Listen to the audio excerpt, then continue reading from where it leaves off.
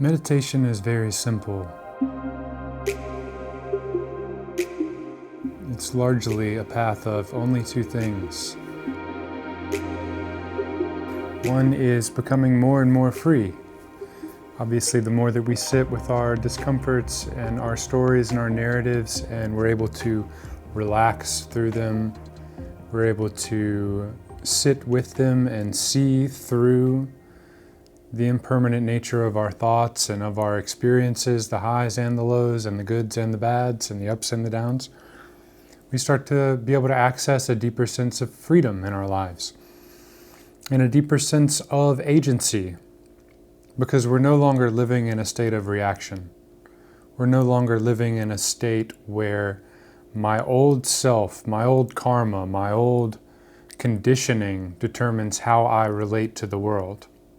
That's how most people are relating to the world. That's how the unconscious mind is relating to the world. The person themselves isn't relating directly to their experience. It is all of the past conditioning and the past karma and the past accumulated mental energy, whether conscious or unconscious, that relates to the world. I stub my toe and then I kick the table that I just stubbed my toe on. The kick isn't in response to the table and me meeting the table. The kick is in response to everything that I've carried into that interaction. Because if I were just a clean slate of just present moment awareness and I lightly stub my toe on a table, I can go on with my day and it's not that big of a deal.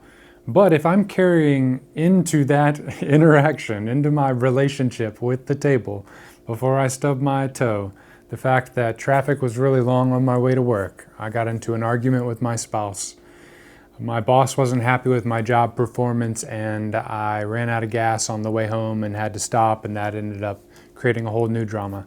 If I'm carrying that into the interaction of stubbing my toe, then I'm going to respond, or I'm going to react in a very different way.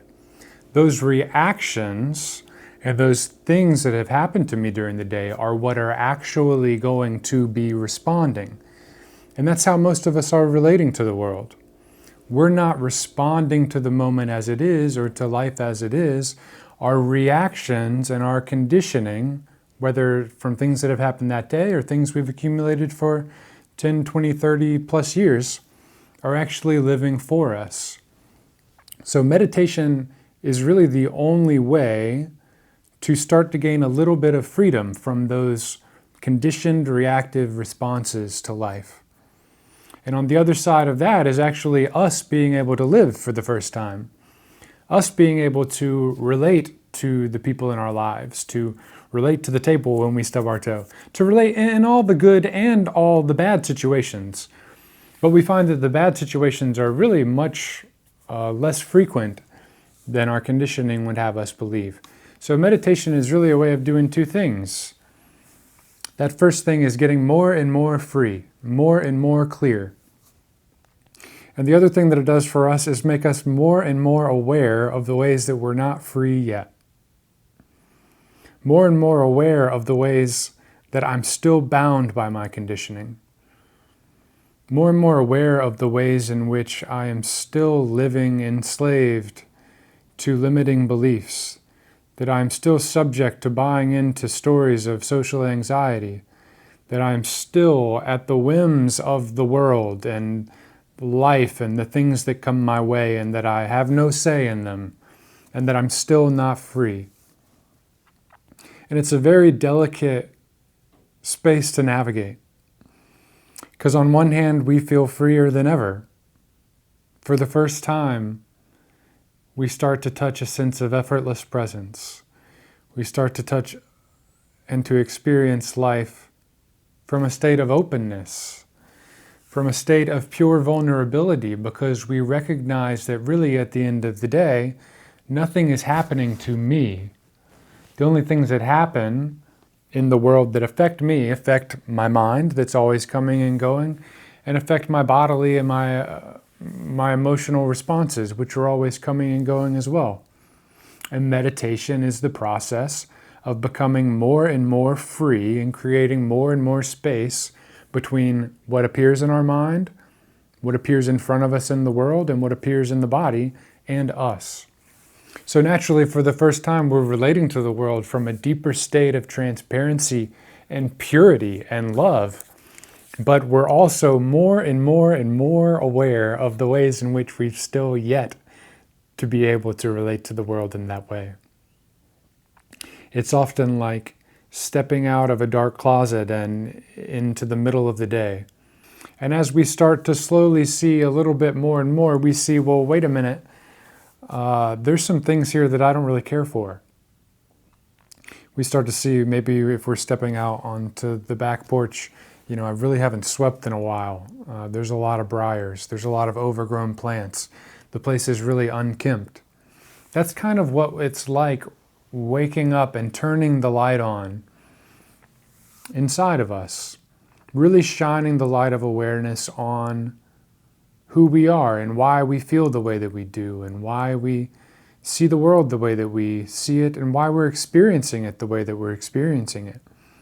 We turn the light on and there's this initial clarity of, wow, I have really been living in the dark and it's so wonderful to have the light on.